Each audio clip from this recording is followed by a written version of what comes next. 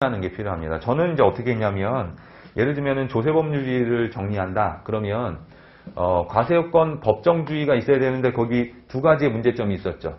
위임입법 문제가 있고 조세예규 통첩에 대한 문제가 있었잖아요. 그래서 여기다가 이렇게 해서 위임입법 문제하고 조세예규 통첩 문제가 있다. 이렇게. 과세요건 명확주의 부분에 보면은 거기 두 가지가 불확정 개념하고 차용 개념 두 가지 문제가 있었잖아요. 명확해야 되는데 불확실하면 어떻게 될 거냐. 불확정 개념. 그 다음에 다 적을 수 없기 때문에 차용 개념이 있어야 된다. 이런 식으로 여기에다가 해놓고 살을 붙였어요. 그리고 이게 1회독, 2회독 가면 갈수록 여기에 점점 이 파란색에도 살이 붙어. 그러다 보면은 이게 이제 전체적인 흐름에서 내가 논리적으로 해서 글씨를 쓸 때 여기에서 가져올 수가 있는 거예요. 가장 많이 실수하는 것 중에 하나가 뭐냐면 조세법률주의 한 다음에 양가로 1번, 2번, 3번, 4번이다 하고 외우세요. 그거는 틀린 방법이에요.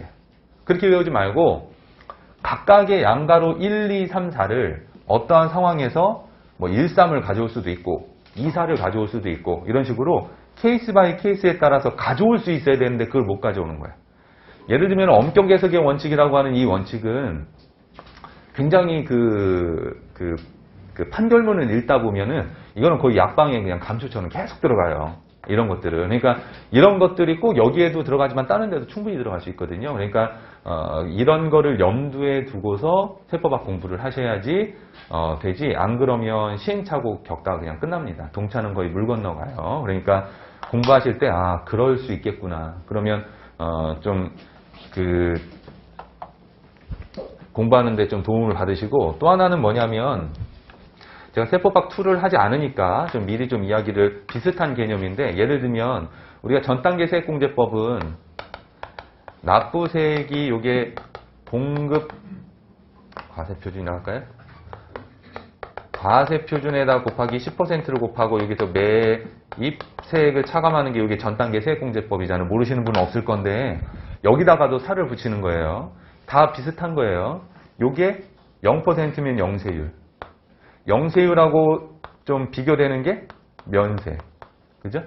그 다음에 과세표준에서도 일반 과세자가 있고 간이과세자가 있고, 간이과세자는 공급 대까지만 얘는 공급 가액이고, 간이과세자랑 면세랑도 또 비교할 수 있어서 면세폭이 간이과세폭이도 비교해야 되고, 그 다음에 매입세액과 관련해 가지고서는 세금계산서가 있어야 매입세액 공제가 들어가는데, 적법한 세금계산서는 누구냐라고 해서 필요적 기재사항부터 해가지고 그 다음에 뭐 지연 발급이라든지 지연 수치라든지 미수치라든지 뭐 이런 것들 있잖아요.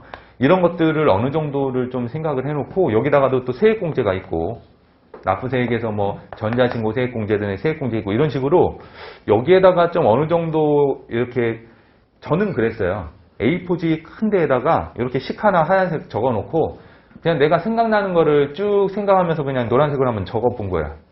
그런 것들이 저는 지나고 보면 도움이 많이 된 것 같아요. 그냥 제가 동차를 했다고 뭐 자랑하는 거는 아니고요. 가장 질문 많이 받는 게 뭐냐면 세법학 어떻게 해야 돼요? 물어봐요. 어떻게 하긴 뭘 어떻게 했다. 지금 여태까지 계속 1시간 동안 잔소리 하는 건데 이렇게 했다니까요. 근데 물어보는 게 뭐냐면 어떻게 해야 되니?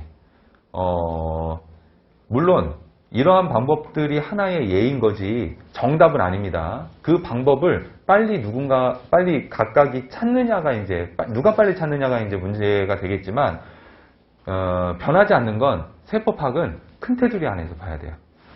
세무회계는 되게 지엽적이고 막 구석구석에서 깊이 해가지고서 조문 하나 몰라가지고서 못 푸는, 그게 세무회계나 회계나 뭐 그럴 수 있겠지만 위에서 틀리면 밑에 있는 거 다 틀리는데, 그죠? 그런데 세법학은 너무 좋은 게 답이 O 아니면 X예요. 둘 중에 하나야. 그죠? 반은 맞고 반은 틀리는 거예요. 그러다 보니까 정답이 중요하지 않아요. 채점하는 사람 입장에서 결론은 어차피 두 개 중에 하나니까 그 과정을 봅니다. 얘가 이렇게 해가지고서 이렇게 생각했구나. 답은 이건데 이렇게 적었네. 안타깝지만, 물론 얘랑 점수를 똑같이 줄 수는 없지만 그래도 어느 정도 주관식이니까 기본 점수가 들어가는 거예요. 그러니까 공부를 할 때 세법학은 좀 크게 보는 게 중요합니다. 좀 넓게 보세요. 그래서 세목별로 왔다 갔다 할수록 더 좋아요.